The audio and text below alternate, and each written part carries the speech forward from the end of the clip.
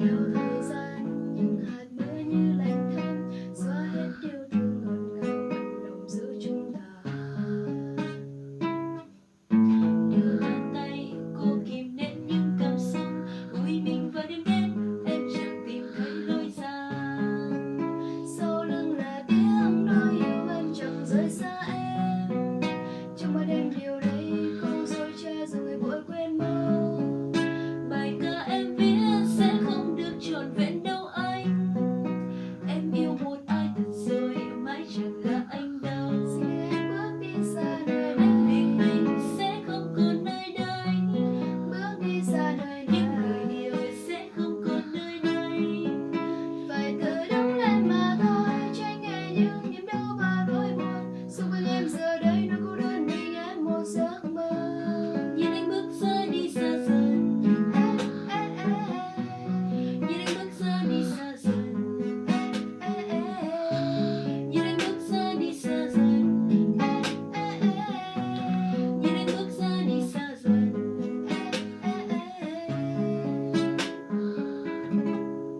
Cơn mưa băng qua mang em đi xa. Cơn mưa băng qua khiến em nhạt nhòa. Chẳng một lời chào người buồn bỏ đi không câu chia ly. Còn lại đây bao câu ca anh tặng em. Và còn lại đây đôi môi đau thương trong mang em. Bước xa đi xa dần. Nhìn anh bước xa đi xa dần. Nhìn anh bước xa đi xa dần. Xa dần.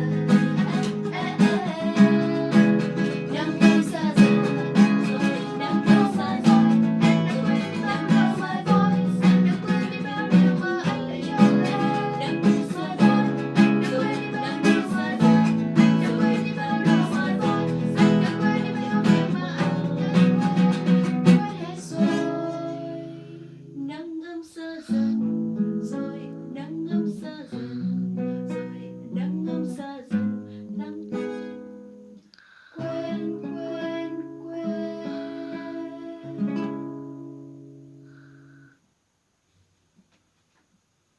Hết rồi à?